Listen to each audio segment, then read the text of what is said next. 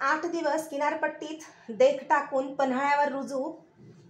पन्हाळ्यावर जाऊन सोलापूर, पेडगाव, औरंगाबाद भागात पेरावयाच्या सैन्यांची मलोजीच्या मदतीने बांधणी करून महाराज रायगडी परतले. त्यांनी दिल्या आज्ञेप्रमाणे खंडेराव, पानसंबळ आणि खंडोजींच्या सह निळोपंत पेश आले. कटवाल्यांना सजा देऊन 15 दिवस झाले होते. महाराजांसह कुणाच्याच हाती काही नसावे असे विचित्र वातावरण गडावर पसरले होते. थिजल्या मनाच्या खालच्या मानेने समोर उभ्या असलेल्या खंडोजींच्या जवळ छत्रपती आले. शांत धीरगंभीर बोल खंडोजींच्या कानी पडले. कधी कधी वाटतं हा अंगचा राजपेहराव उतरवून ठेवावा. याच्या भाराखाली मन आत्मा कोंडून जातो. उतरून तो द्यावा तरी कुणा हाती या दबीनं आम्ही सुंद होतो. आबासाहेबांकडून आलेला हा पेहराव आम्हाला उतरविता येत नाही. चिटणीसी रक्त अंगी नांदवीत असलेल्या तुम्हीही हातचे कलम बगलेला ठेवता कामा नाही. तुम्हा आम्हाला नाती नाहीत. आहे ते नाते एकच, सिंहासनाच्या सेवेचं. आम्ही तुम्हाला चिटणीसी अख्त्यार देणार आहोत. तुमचा इरादा? हे असे काही ऐकायला मिळेल, समोर येईल याचे भान नसलेल्या खंडोजींचे डोळे डबडबले. ही त्यांची सर्वात मोठी कसोटी होती. नियतीने समोर ठेवलेली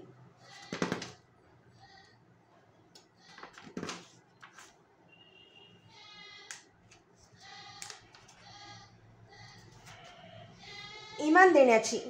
खंडोजींनी क्षणाचाही विलंब केला नाही. वाकून महाराजांच्या पायात हात भिडवीत ते घोगरे म्हणाले, आम्ही स्वामींच्या पायांचे, सिंहासनाच्या पायरीचे सेवक आहोत. कलमी सेवा इतबारे करू. त्यांना वर घेताना समाधानाने भरलेल्या महाराजांच्याही नेत्रकडा ओलावल्या. ते खंडेरावांना म्हणाले, पानसंबळ, तुम्ही गोमाजींचे वारस. त्यांनी थोरल्या आऊंची सेवा केली म्हणजे सर्वांचीच सेवा केली. मुजुमदारीची जिम्मेदारी आम्ही तुम्हावर सोपवित आहोत. खंडोजी आणि खंडेरावांना मानवस्त्रे देऊन भरल्या दरबारी त्यांना शिक्केमुद्रा बहाल करण्याचा निर्णय महाराजांनी घेतला. त्याने समाधान पावलेल्या निळोपंतांना मात्र जागीच आज्ञा ऐकावी लागली.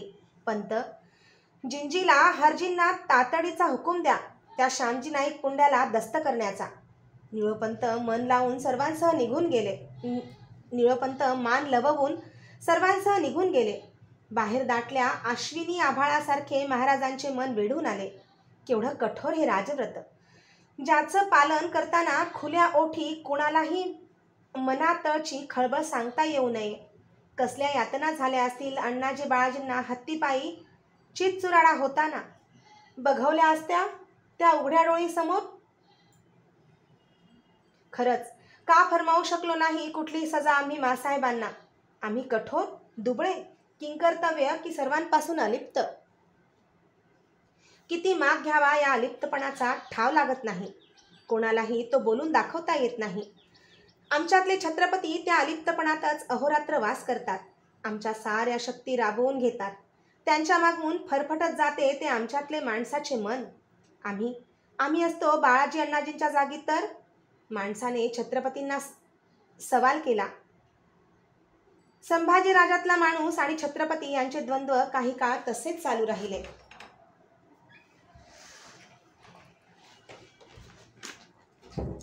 त्या माणसाला आपल्याच राजपेहरावधारी देह हत्तीच्या प्रचंड पायाखाली चुराडा होतो आहे असे भयानक कल्पनाचित्र दिसू लागले. छत्रपतींना त्या देहातून रक्त चिळकांड्यांऐवजी दिसू लागल्या अंगभर भिनल्या विषाच्या चिळकांड्या. त्या देहातील माणूस आक्रोश बघत होता. त्याच देहातील छत्रपतींनी त्यांचे तोंड हाताने दाबून बंद करून टाकलेले दिसत होते. दीर्घ निश्वास टाकून महाराजांनी ते चित्रच मनातून झटकून टाकले. नवरात्राचे दिवस आले. पाचाडात होम कुळधर्म करून दसरा पार पडताच महाराजांनी रायगड सोडला. निवडक आसामींनिशी ते पन्हाळ्याकडे गेले. त्यांच्या मनी एका भक्कम मोहिमेची आणखी आखणी होत होती. पावसाळा हटताच तिला हात घालायचा होता. पन्हाळगड चढताना त्यांना वाटले, या गडाशी आपलं कसलं तरी गूढ नातं आहे. आबासाहेबांची अखेरची भेट इथंच झाली. रचलेले दोन्ही कट कोसळले ते आम्ही या गडावरच असताना. पाखराच्या कोट रागात जीवाभावाचा हा गड वाटतो. धुक्याने घेर टाकल्या पन्हाळ्यावर आठवडा लोटला आणि बाहेरचे धुके मनात साकळून यावे अशी खबर महाराजांच्या कानांवर पडली. मोगलाईत चक्रा टाकणाऱ्या विश्वासने ती उचलली होती. सर्वात भयानक खबर कसली? एक प्रचंड हिरवा ढग चालून येतो आहे. औरंगजेब अजमेरहून दख्खन स्वारीवर कूच झाला आहे. 3 लक्ष पावलोक तेवढेच घोडाईत आणि प्रचंड तोफखाना घेऊन 13 कोटींचा खजिना दास्तानी ठेवून त्याच्या संगती आहे शहजादा मुअज्जम, कामबख्श, नातू बेदार बख्त व मुहजुद्दीन बक्षी, रहुल्ला खान, असद खान, रणमस्ता खान, एतिकाद खान, शहाबुद्दीन खान, अहमद अमीन, हसन अली खान, लत्फुल्ला खान, मातब्बर खान, बहादूर मुराद खान, तबियत खान, राव दलपत बुंदेला असा निवडीचा सरदारांचा ताफा त्यांच्याबरोबर चालून येतो आहे. बऱ्हाणपूर औरंगाबादेची ठाणी आगवानीसाठी गजबजून गेली आहेत. तो क्षण ऐन तोंडावर आला ज्याची अटकळ कैलासवासी स्वामींनी केव्हाच बांधली होती. आता सर्वांसमोर एकच होते. अटीतटीचा जंग झगडा. 25 वर्षानंतर दख्खनेकडे वळलेल्या एका पाताळयंत्री पाशवी शत्रूबरोबर जबर महत्वाकांक्षा आपल्या तसबीहच्या माळेत गुंफून आलमगीराने दक्षिणेचा मोहरा ठेवला होता. कन्याकुमारीपासून काबूलपर्यंत सल्तनतीचे जाळे फेकण्याची महत्वाकांक्षा. जिच्या हातात होते शस्त्र, मांडेखाली घोडे, उंट, हत्ती आणि मनात निवडीचे कपट, क्रौर्य. जिची ढाल होती धर्म, मागे होती सार्वभौमत्वाची हवस. जिचा प्यारा रंग होता हिरवा, निशाणी होती चांतारा आणि नारा होता दीन दीन. या येत्या संकटाला तोंड देण्यासाठी दक्षिणांची फळी बांधण्याचे आवाहन करणारे खलिते विश्वासू हारकऱ्यांमार्फत कुतुबशाही आणि आदिलशाही दरबाराला धाडण्यात आले.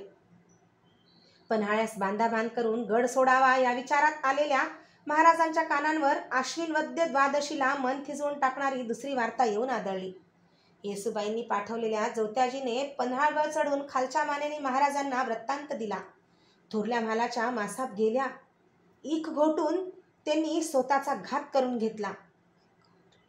आश्विन व्रत प्रतिपदेच्या दिवशी रायगडच्या थोरल्या महालाच्या दरुणी दालनाचा दरवाजा दिवस कास्त्र्याने वर चढला तरी खुल्लाच नव्हता.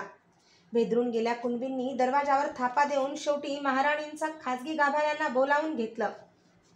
त्यांनी रामराजांसह येऊन हाका थापा दिल्या. दरवाजा खुलला नाही. शेवटी येसूबाई त्या बंद दरवाजासमोर आल्या. त्यांनाही दाद मिळाली नाही. नाईलाजाने दरवाजा उखडून काढण्याचा हुकूम शेवटी त्यांना द्यावा लागला. आतले दृश्य जमल्या माणसांच्या अंगावर काटा सरकवणारे होते.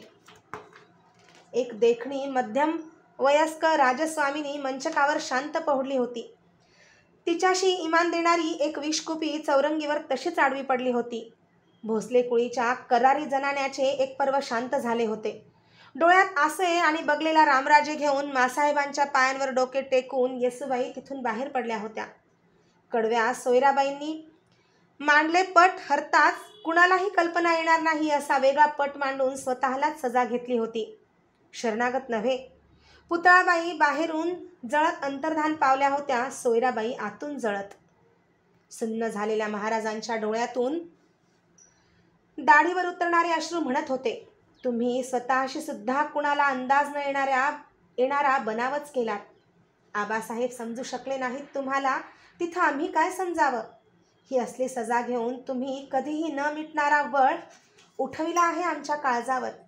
तुम्ही म्हणाला नाहीत, आमचे हे रूप ध्यानी ठेवा, पण आम्ही कधीच ते विसरू शकत नाही.